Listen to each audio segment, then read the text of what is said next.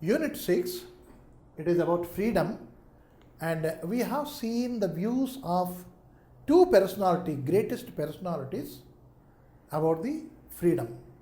One is our own Rabindranath Tagore. He is a freedom fighter through his literature. Many of the, what we can say, very old habits and very old customs, traditions, he was a very clear-cut criticizer for that, and he had also highlighted those things in his writings. And Geetanjali, for that he got the Nobel Prize.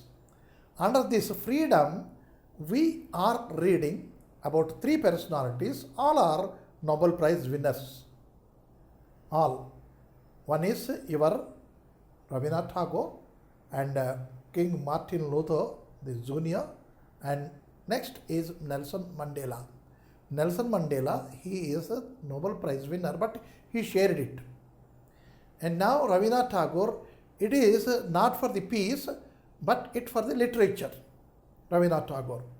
And here, the third, Martin Luther King Jr., and he is for the peace. Two personalities receiving Nobel Prize for peace, and one personality receiving Nobel Prize for literature.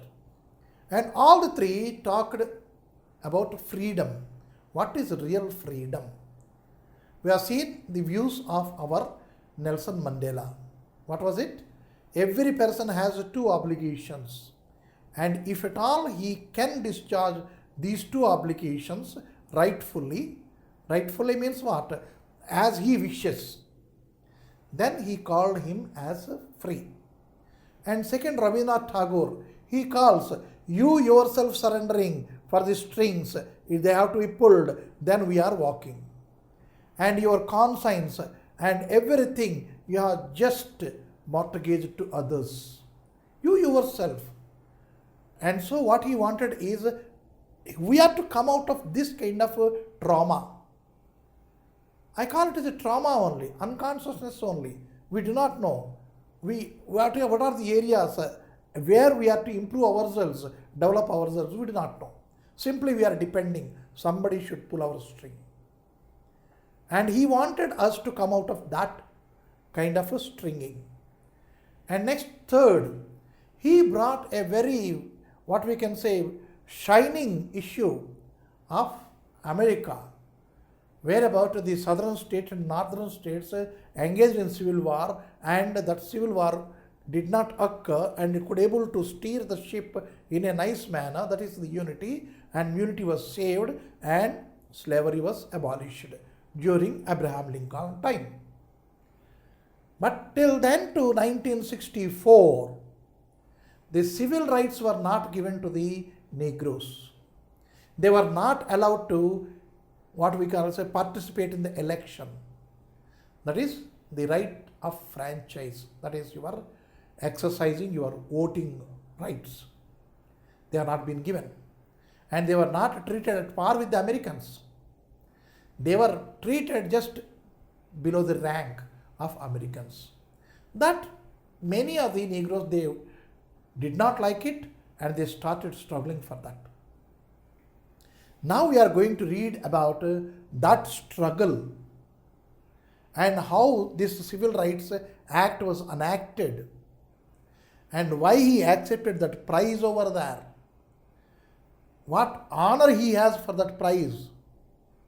That is what we are going to read. But through that, he could able to say, man, if at all he is having 3 times or 4 times of food and 1 time of sleeping, the other time of going out, working, is that called freedom?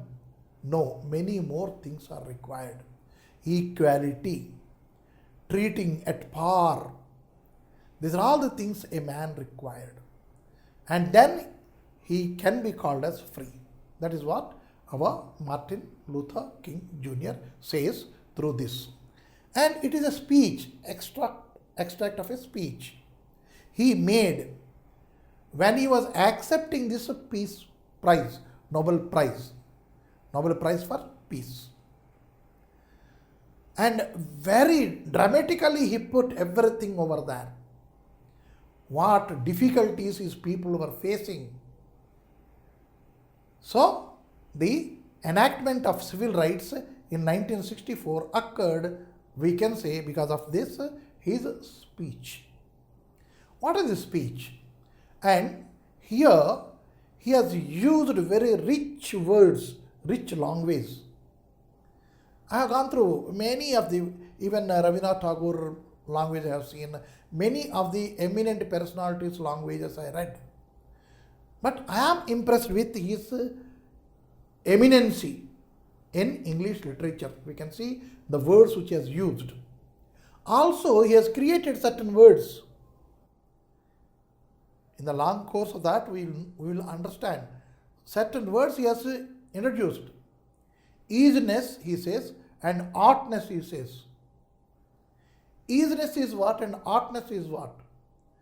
And flotsam and jetsam, the words he brought over here. You see, unless he has an insight into the language, cannot be used that kind of words. Very easily he has used it.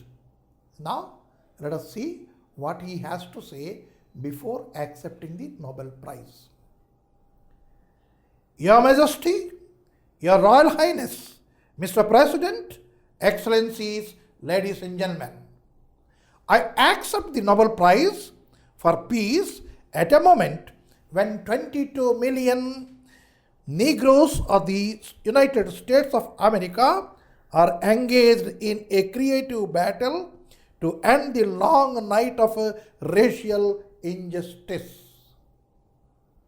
You see, the words, the combination of the words. See, how a speech has to be started.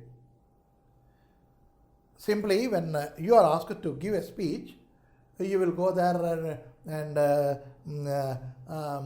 am Mohan Rao, and today the topic is this is, people are not accepting this from you.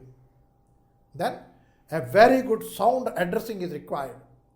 You can see here, Your Majesty, Your Royal Highness, Mr. President, Excellencies, ladies and gentlemen. That is the way to start a speech. Addressing should be a very sound and strong addressing. You have your